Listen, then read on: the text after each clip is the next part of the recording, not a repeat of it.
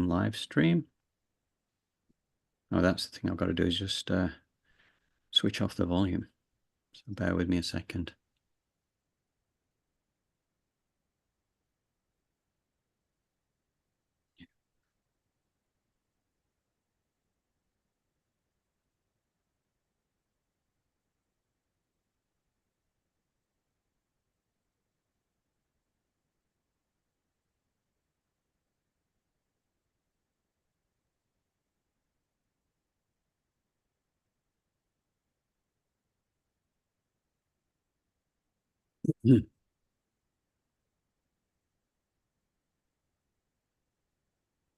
Oh,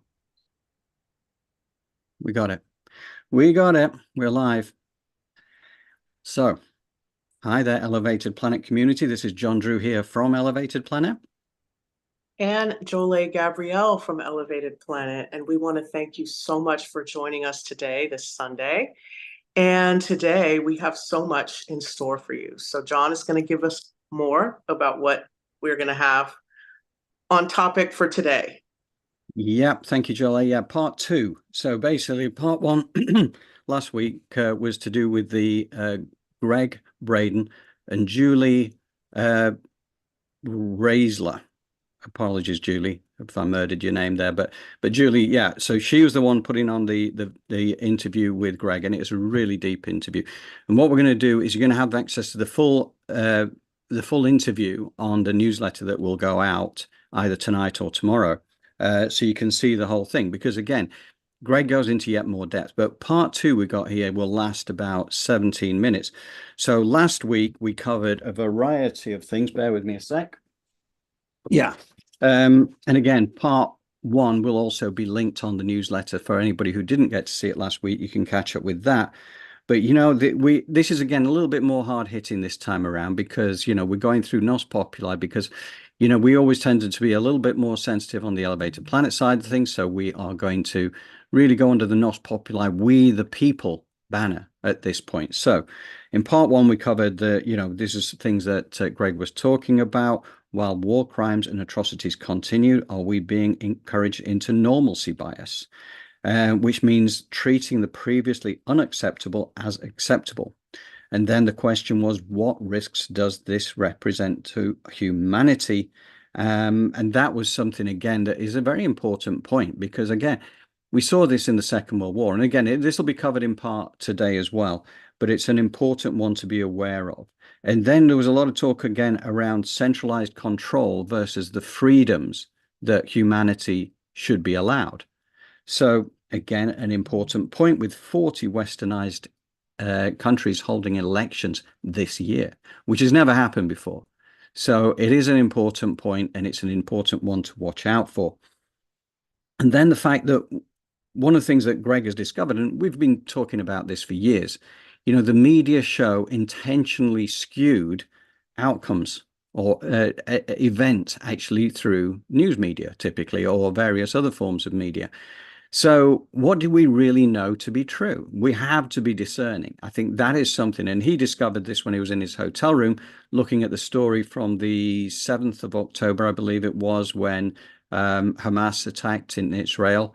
And he saw what the US version that went out, he was in a hotel room in the UK at the time, showed a very distorted view from what the rest of the world was seeing. So how could people in the US respond appropriately when they have only been told a small portion of the story?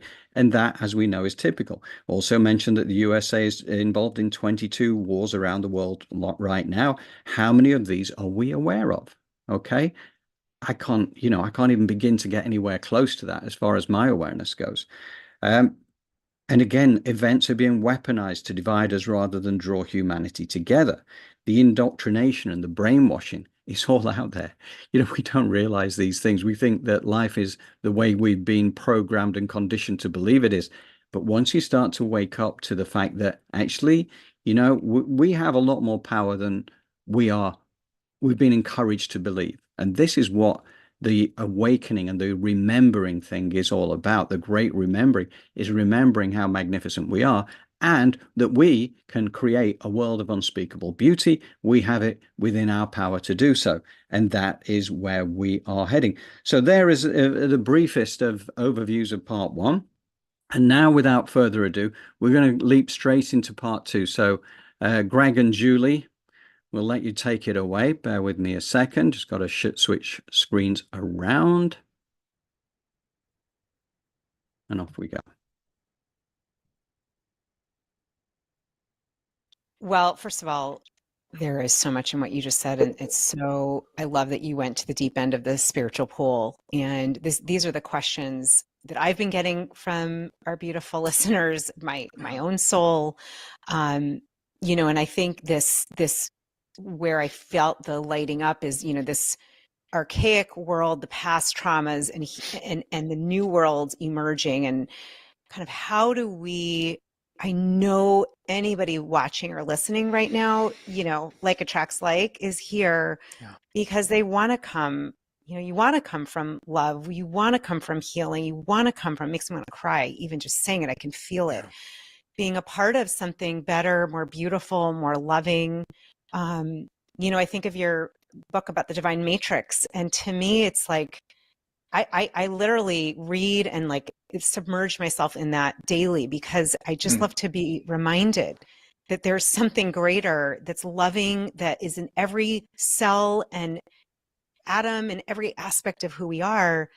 And so what I'm hearing or sensing, it's like, how do we, and I don't mean this in a Pollyanna way, but like, how do we dive into that responding from love, knowing this is what's going on, creating that new world, and also being aware that we're being fed a lot of fear and a lot of, as you said, meant to be vulnerable. Well, I think, again, I don't think there's a single answer or a single solution. I think there are many answers. However, people are feeling drawn to respond, that's their choice. I think where the spirituality comes is being conscious of what drives that response. Am I responding because I'm afraid of the world if I don't, or what will happen to me if I don't? Or I'll just be very honest. When October 7th happened, I looked to our spiritual community, and you could hear a pin drop in the room, because our spiritual leaders were absent en masse. And I've called some of them and I've talked to them. I'm said, where are you guys? Your community needs you to help them navigate what's happening here. Some of them have found that their teachings are shallow teachings. They're not bad and they're not wrong. They are just shallow. They're good time spirituality. And it's easy to be a spiritual person when the world looks rosy and rainbows. When something crosses your path, if your spiritual practice does not serve you, you have to ask, why is that? And what can I do to embrace a deeper spirituality? And some I know people that are struggling because their teachings are not serving their community in the face of what we're seeing happening in the world. It's a hard conversation, Julie, and it's very honest. It's a very honest conversation. Some of the spiritual teachers said they just can't see it. They said, I can't watch this. It's too hard. I talked to somebody that says, I'm just going to go to the beach and do my yoga. I can't deal with it. And we all feel like that sometimes. We have to take a break. But we're blessed to have a beach to go to do our spiritual practice. And some of our brothers and sisters are just trying to make it through the day. And there are a lot of people in our community that are afraid to say anything because they're going to lose clicks on YouTube. They're going to have people unsubscribe. They know they're going to catch flack, and they don't want that flack. So they're just not saying anything. And all of those are choices. I'm not saying they're right, wrong, good, or bad. What I'm saying is we're a family, and we're going through something, and we need one another, and we need one another's guidance and teachings and experience. And there isn't a single answer. I think there are many, many possibilities because we all learn differently. So I think what's really important for me, and it's what my test because I'm right there with you, and I'm right there with our community. When I hear something or I see something and somebody tells me, or it's on a video somebody sends me, or something like that, when I feel that primal gut response that makes me want to lash out, I have to ask myself, where's that coming from? Number one. And we all have an inner warrior, and it's there for a reason. I don't think it's just about complacency.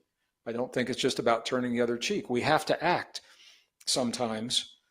When we fail to act early on, when the signs of, in this case, evil are apparent, and we normalize that evil, then it becomes greater and greater and greater until the point where we have to act. We all saw this in World War II.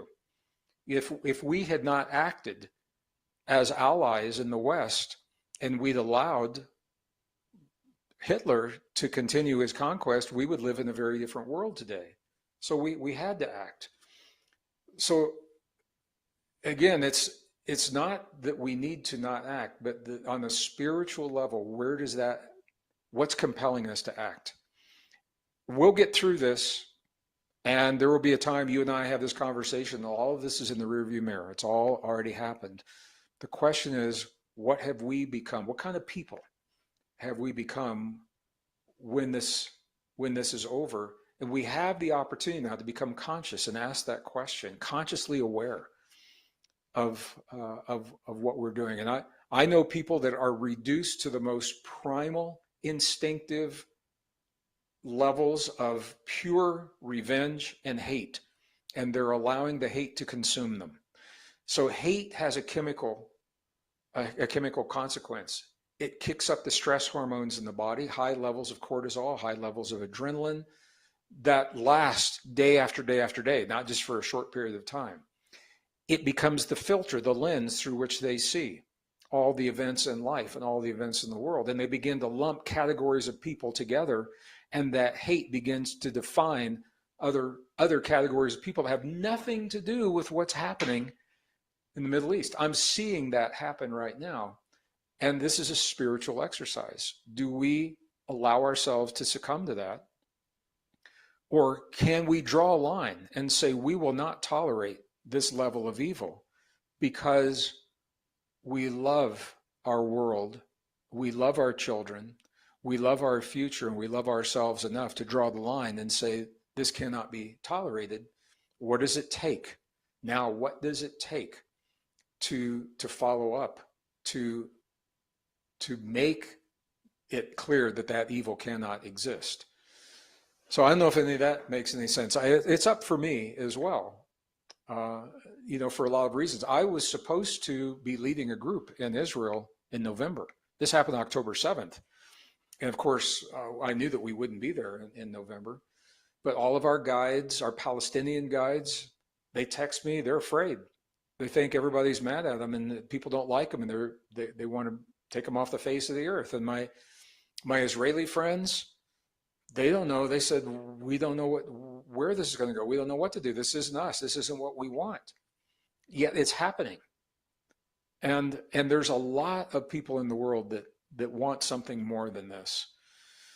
So I think we're all being, I don't think it's a test. I think it's an opportunity to demonstrate our mastery in the world of what we choose and what we claim to be true in our hearts. People go around all the time, talking about how loving and spiritual and, everything else they are, and they probably are. Now the world has brought to our doorstep an opportunity to demonstrate the mastery of what we've claimed to be true. How do we implement that? And this is where everybody learns differently. So we have lots of different ways to respond to what we're seeing in the world. Okay, so we take our first little pause point right here. So just to discuss that very briefly, as Julie was saying at the outset, we are being fed a diet of fear through the media, right? And again, this is an intentional thing. This is something we come to realize, is that, we're not given a balanced view of reality. But certainly there are things going out there that we will not be comfortable with. And this is where it leads to this normalcy bias kind of thing, where we're encouraged to accept the unacceptable and move the point of acceptability, and then keep moving it and moving it and moving it. But you can't do that because, again, like the Second World War, people accepted atrocities for a while until they realized they had to step in and do something. We will reach the same point here. So that's something that we have to be aware of. But again, this is the thing that Gregg said, is about being conscious of our response. And consciousness is really important, because going back to the Conversations with God, Neil Donald Walsh, one of the things that was said there was that consciousness is everything. Group consciousness is incredibly powerful and creates outcomes of unspeakable beauty or ugliness. So again, we have a point. We have a choice here about how we go forward with this. Now, but we have to ask ourselves, our response, is it driven out of fear, anger, hatred, or is it love? These are two opposite ends of the same spectrum, if you like. But if you can catch yourself and you can kind of work it out for yourself, because one of the things that Gregg said again is that, he has people around him who are consumed by anger and the need for revenge and hatred and all this kind of thing. And it does create those stress hormones, high levels of cortisol, high adrenaline. And this is what people live with. When you get stuck in that kind of way of thinking, then you start to group people together as if everyone's to blame that falls under that kind of banner. And when I think you think of looking at, say, for instance, if you look at the Middle East situation, whether it's the Israelis or whether it's the Palestinians, there's so many people there who are completely innocent. They don't want this. So you can't point the finger and say they're to blame. We have to stay out of that, the battle for, what's the phrase I'm looking for? But it's all about kind of recognizing there's something interesting going on here. We've talked about the fact that 2024 is going to be a year unlike any other, that this is going to be a year where we get tested. This is going to be a year where we can kind of, this spirituality thing that we talk about, this is where it does get more challenging, because it's not all rainbows and unicorns, right? We can't all go and do yoga on the beach. We have to step up. And what are you going to do? Because, this does bring the inner warrior into play here. But it's not about fighting in that conventional kinetic sense. This is about something deeper. This is about realizing the power that we have to create the world of unspeakable beauty that we talked about. And it's interesting, actually, because just yesterday, I was at a seminar with a gentleman called Rory Duff, who we featured earlier this month. Within this, and Rory is fantastic, and he is all about group consciousness and elevating consciousness and helping to raise the frequency of energy. And there's more to come on from Rory as well, to start to pull these things together and to start to tackle these things in a way that is going to be amazingly effective, that can help us reach that world of unspeakable beauty. And we're going to do this. And the second half of 2024 is going to see that movement really pressing ahead. So you can watch this space for that. But yeah, I don't know, Jolie, what would you care to add? I just wanted to say that, especially in this situation, when we're talking about spirituality and connection, and Gregg Braden, he's all about the heart, and really stopping the intellectualization, is that even a word, of spirituality, and beginning to feel, touch, touch grass, as they say, go out in nature and really experience and be what we're speaking of, instead of just, kind of looking at it from the outside looking in, or it's where the rubber meets the road. Every single day, if you can manage to love yourself enough to bring joy to others, that energy reverberates. And I get, like she said, we can't be all Pollyanna about this, but at the same time, the negativity and the hate is part of the problem. So Mm. if we can learn to fix that within ourselves, and that's not something to intellectualize, it's like you empathize with somebody, you empathize with a culture, a way of life, a people, or this or that, in order to really begin to understand what it means to be spiritual, to be loving, to be compassionate. Yeah. You know, it's always an inside job that starts with us. But at the same time, just know that when you start to try and think, take that stairway down to the heart and see how it's making you feel and others feel around you. And it's the warmth you're going for. Yeah. Yeah, very good. And of course, that Bruce Lipton piece that we did, just that 1 minute piece just a few weeks ago, talking about how the stress, the hatred, the anger, how it actually kills your cellular development, right?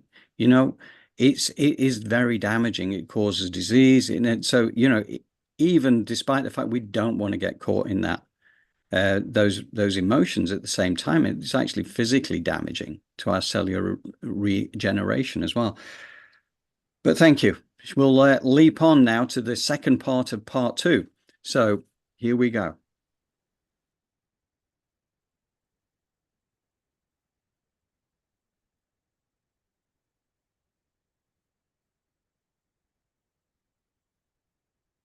Are your other guests talking about this much, Julie? And if so, where do they come from on it? Yeah, that's a great question. Some, yes, and it's interesting. Yes, and more generally, what actually just came to mind as you were speaking, number one is seeing this from a macro perspective of polarities. I think that's really helpful. What also came to mind, I had a friend who started, I think she did documentaries, but she had started an organization called Seeds for Peace. And it had Palestinians and Israelis, because we were talking about the Middle East. I'm like synthesizing and really sitting with how, what actually, for those I know listening, we want to, I don't want to speak for everyone. How do I come from love and do something that's going to actually create a new world that honors our family and Ah, love and good? well, now that goes to the deeper question, this fundamental battle between good and evil. People often think of a battle in terms of winning and losing. And if you think of a battle on that level, you're part of the problem. Because the idea of winning and losing is what keeps us stuck in the ancient trap of that polarity. Rather than winning, we have the opportunity to triumph, to transcend. That means to become more than the battle itself. How do you do that? If the battle between good and evil is to prevent us from celebrating our humanness, and ultimately that's what the battle is all about, then we triumph by doing just that, celebrating and living the deep truth of what it means to be human every day of our lives, by living the best version of ourselves, by loving without fear of the consequences of that love, sharing without fear our imagination, our creativity, the joy that we know is possible from the things that we envision and bring to fruition and create in this life. It can be art, it can be music, it can be community, it can be growing a garden, it can be creating a peace in a community, because there are forces out there that are pushing for just the opposite. Forces out there right now politically that are pushing us centralized community rather than localized community. They want centralized everything, centralized banking. They want centralized. They're pushing. They're discouraging rural living because they don't want people to be self-sufficient. They want people in what are called 15-minute cities. And there are some model cities that have been built in Saudi Arabia right now. They're some of the first places in the middle of the desert. And they're not places that I would want to live in, where everyone lives the same and innovation and creativity is discouraged. Everyone is dependent upon a centralized authority for food, for water, for their existence. that flies in the face of human nature, of human sovereignty, of human freedom. And this is where these ideas, there's a fine line between the ideas themselves and the spiritual implementation. And then the politics come in, Julie, because they're creating the policies and the laws that determine how we live our lives, or how limited and how much our lives are limited. So if you look closely, you don't even have to look at every one. Just look at the principles that are being proposed right now. Do they foster freedom, sovereignty, and creativity, or do they foster control, contraction, and homogenization, everything being the same? And the answer to that question for you, or whoever's asking the question, will tell you where those policies are going. And they're being driven largely by people that we never elected to represent us. Unelected people and organizations, UN is part of that. Not the whole UN. There are good people and good policies in the UN, but there's a part of the UN that is not like the UN used to be, United Nations, and they are full steam ahead on what are called the Sustainable Development Goals. 17 goals they want to meet in 6 years by the year 2030. The only way, the goals are beautiful, Julie. If you go to the website and you read the goals at face value, who wouldn't want those goals? Like end poverty, end disease in the world. I mean, who doesn't want that? Now you read the fine print. How will they accomplish those goals? It is horrendous. It's not the world I want to live in. It sounds like a world out of 1984, a world where everything is digitized, everything is controlled, people are digitized. We lose the opportunity for self-expression, creativity, imagination, compromise a lot of our sovereignty to accomplish those goals. And it's a lot of people don't even know that it's happening to us, and a lot of people don't even know that these things are out there. So this is an example of where deeply spiritual principles are being challenged by policies that determine how we live our lives and how our children live their lives, and our ability to share and instill within our children values that we cherish, but those values don't fit into this vision.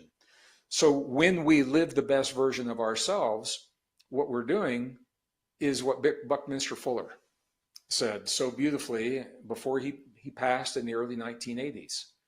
He said, you're never going to change the world by fighting against the things you don't like. He said, you want a new world? He said, find a new way that makes the old way obsolete.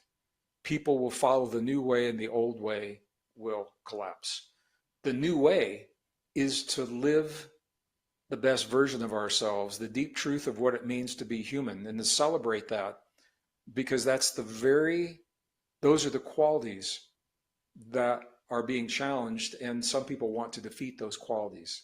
They don't like, this is another conversation on what's called the transhuman movement. Trans means beyond. The movement to replace our biology with technology that steals from us our humanness. And there's a place for transhumanism in our lives. There are beautiful technology that's being developed. For example, this is in the news today, so we can talk about this. There is, FDA has approved a computer chip to be placed into the human brain that allows us to communicate with our computer with no cables. You can communicate with your keyboard, no cables. Young people say, man, that's sweet. I can do my games with no cables. I can do the games with my mind. What's wrong with that? The flip side, and whether we're talking about computer chips in the brain, chemicals in the blood, replacing our immune system, sensors under the skin, replacing our senses, is that the way the human body is made, Julie, is that our uniqueness, our abilities begin to atrophy when they're not used. Okay. So there we go. That concludes that with Gregg for now. But I want to just start off with Janet again, who's given us another post here to say, I have to avoid the media. It does upset me. I share positive posts, check in with my friends and make sure they're okay and recharge myself in my garden. And I do love that because, the grounding is so important.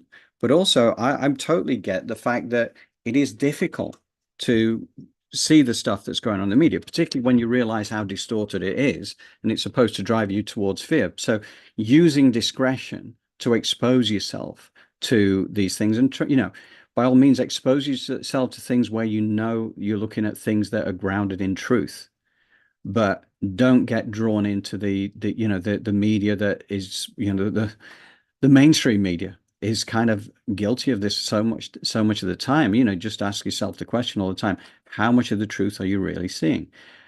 Is it designed to drag you down?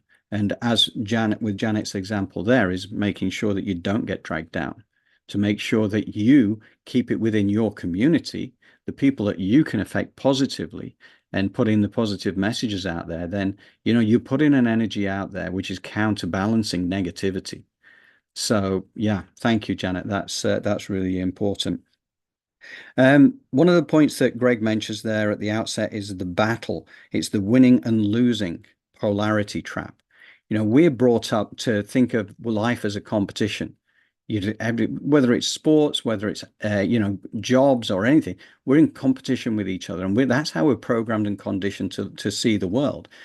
The reality is it doesn't have to be that way. What we're really seeking is win-win for our community. And once you come back to that universal law of oneness, once you realize that there is a unity between everyone, no, you don't just get a winner and a loser, because it's both the same side of the same thing. So, it's kind of realizing that you've got to think differently about winning and losing, and this whole concept of competition that we've been encouraged to think of, because you end up being part of the problem.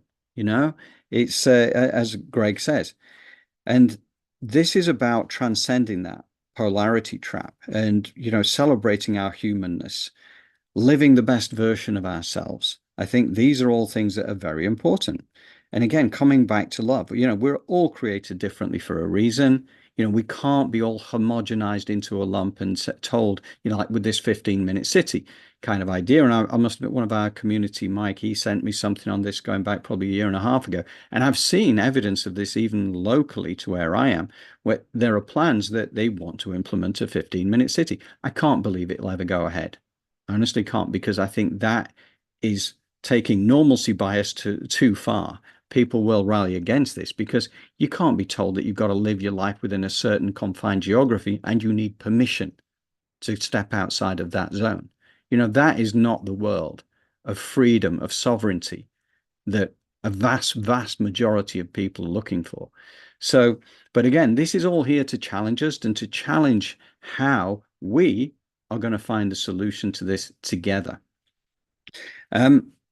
And it was interesting, actually, because what he was saying also rang a bell with me when he was talking about, making us dependent rather than having that sovereignty and the freedom. And there's a digitization, whether it's the transhumanism or other versions of the digitization, which have been practiced, and trials have been run where people are actually effectively digitized. And so on, this is fantastic, because every time you go into a shop, you don't even need a credit card. You just walk through and they'll know what you bought. They'll debit your account. You know what? If you go back to Nostradamus, when he was talking about the time of troubles and the Antichrist, and this is the final conflict, if you like, this was very much what he was talking about. And that was, over 400 years ago, that he was foreseeing a time when people get digitized or encouraged to be digitized, and then they lose all control. Because if you refuse that, then basically you cannot shop, you cannot buy things, you cannot do anything. So you become super reliant. This is when it comes back to community. So I think, again, just an awareness point. I think this is where those who really don't want freedom for the people are going to be pushing. And, that's our job, to find a way of resisting that and putting forward, as Buckminster Fuller said, And I think this was very interesting, actually, because Buckminster Fuller, from back in the 1980s, he was talking about the fact that, we need to find a new way that makes the old way obsolete. And what's interesting about that, of course, as our mission statement, we, as Elevated Planet, have the Socrates quote, which is, "The secret of change is to focus all your energy not on fighting the old, but on building the new." So that was the original version of what Buckminster Fuller said. So this is what it's all about. Totally in agreement with that. And it makes it exciting. This idea of 1984, George Orwell being revisited, it does have that dystopian kind of feel to it, the way that things are being pushed. So it's not where we want to be. It's kind of like a Hunger Games type of mentality as well, if you bring it into a little bit more of a modern kind of way of thinking. But yeah, find a new way. So, and again, it's all about celebrating our humanness. And transhumanism was something that Aveen Murray over in Ireland, and she's one of our healers, and she's an amazing healer of various modalities. She's a shaman. She's so many, things. She's a very powerful healer. But she mentioned about the risks of transhumanism and how the dark forces can use this to control. So, don't get drawn into there is a positive side to transhumanism. People can have their lives improved through this, but there are also plenty of ways in which they can control people and enslave them effectively. So we don't want to go too far down that route. We've got to be, again, very discerning about what we want we want this to go. So, okay, well, on having said that, I'm going to ask Jolie to step in. What do you think, Jolie? Well, before we get into the meditation, I think you really summed it up nicely, but I would like to offer you, me, and all of the people who are listening and watching a quick theta healing program for the difference between triumph and winning and triumph and loss, as well as the difference between, positive teaching healing, negative teaching healing for those as well, along with the difference between human transformation and transhumanism. So if you take a deep breath in, close your eyes, say yes, Yeah.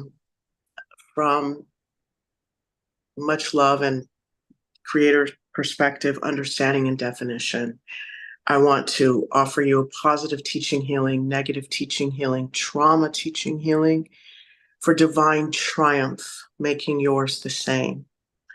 I'd also like to have the creator teach the difference between triumph and winning and triumph and loss in the highest and best way with grace and ease.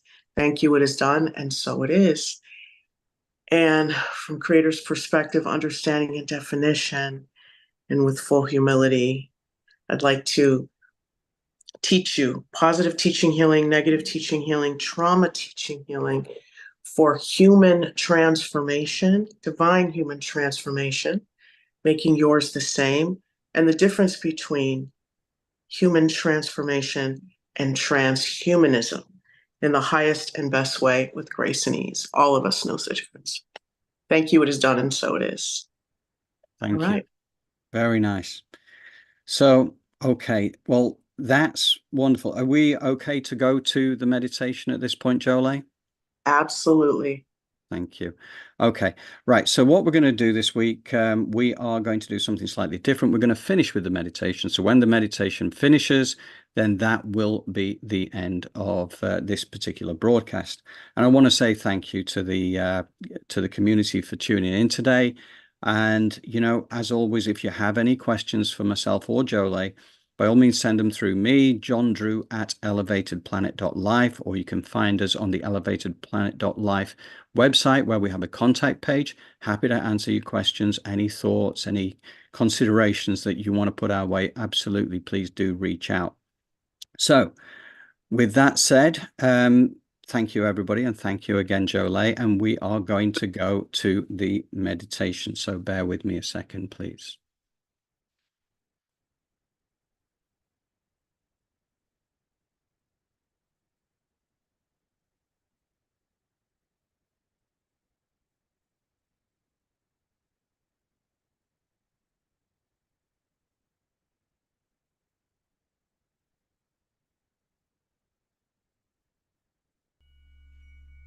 As always, it's truly a blessing to be here.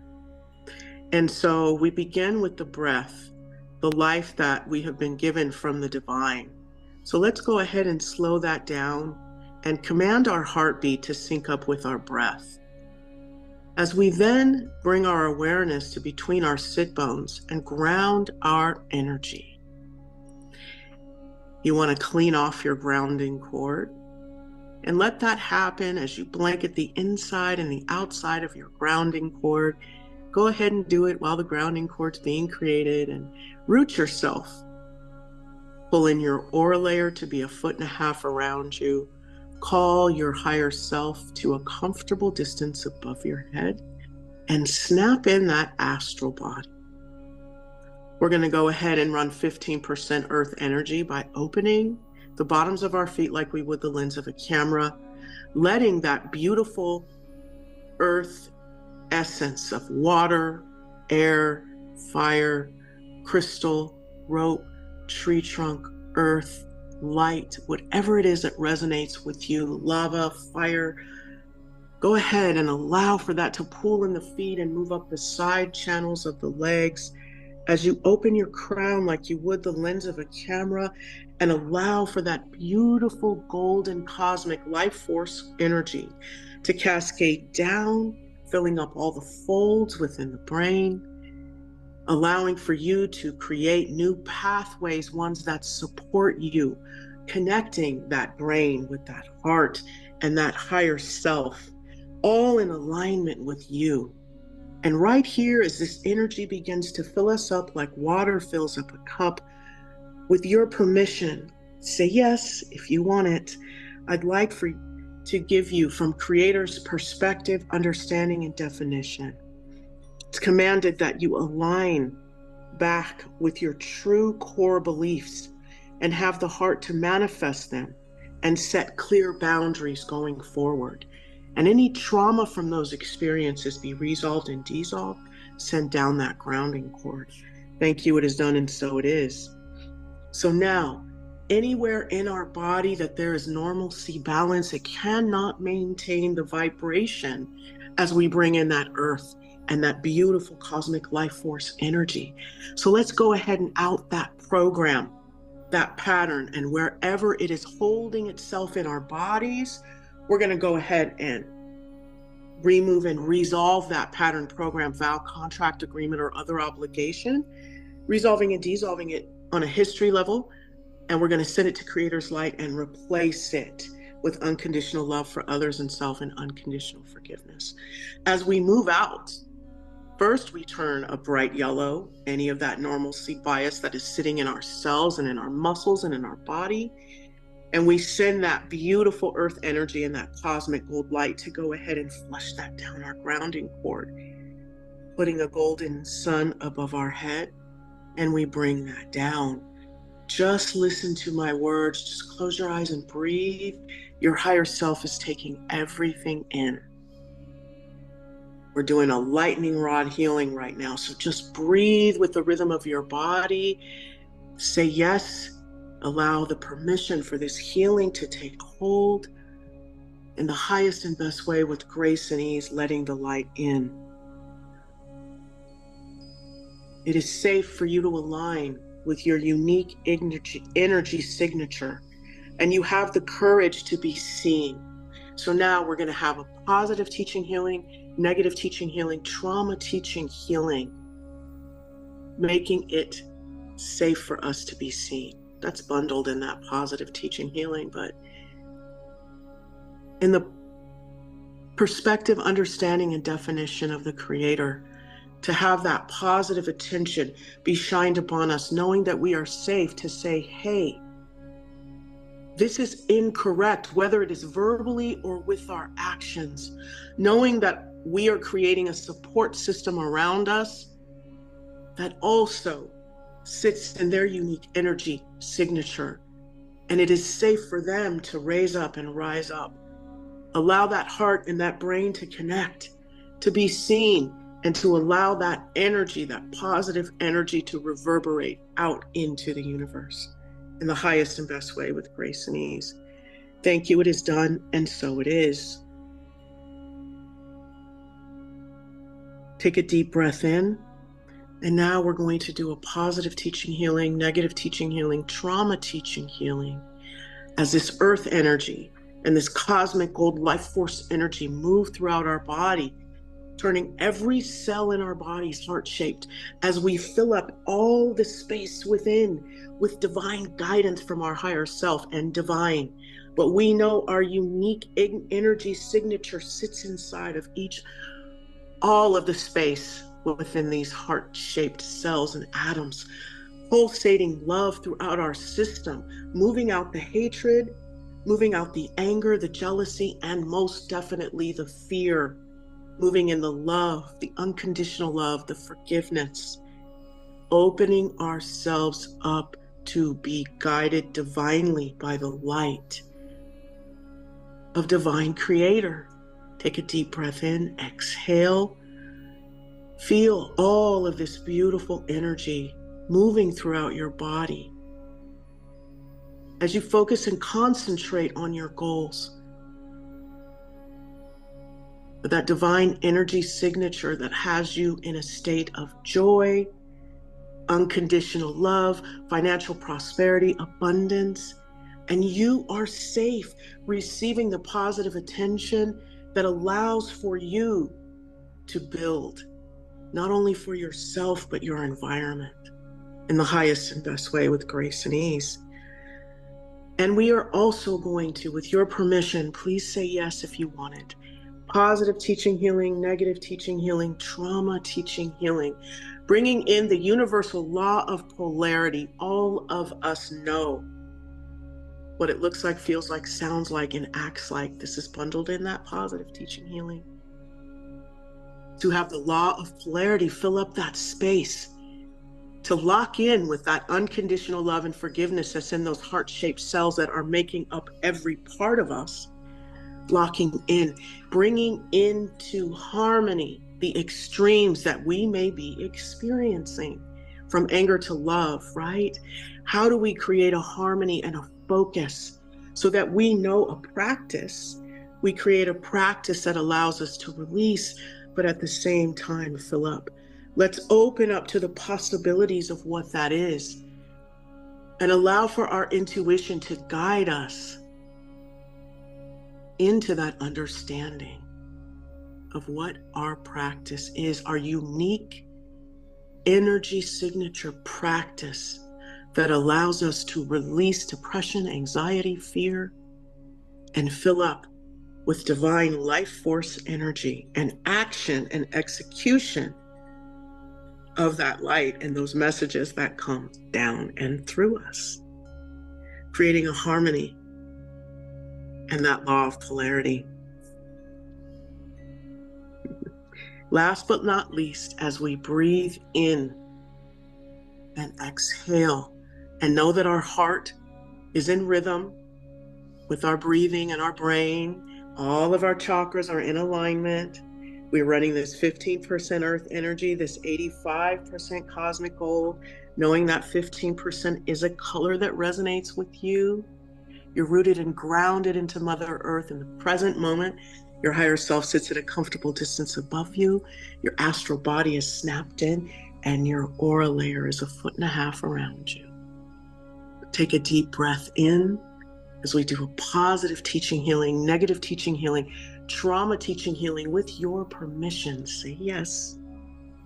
To reconnect all of the social bonds that we may have lost, so that our unique social bonds can all begin to bring in more light, to bring in more love, and to allow for that energy, like I said again, hold the space for that love to reverberate out into the universe, and that peace within you be an energy signature that magnetizes that energy around you as well. And we ask that those primal instincts be guided by the highest part of us in the highest and best way with grace and ease. So that limbic system of the brain be guided by the higher self and the love of the heart, sandwiched between both. So that ego knows that it takes its directives from the higher self in the highest and best way with grace and ease. Thank you. It is done, and so it is. Take a deep breath in. I'd like you to close those feet chakras like you would the lens of a camera, along with the crown. Allow for that energy to settle as you stay rooted and grounded into Mother Earth. Take a deep breath in, exhale,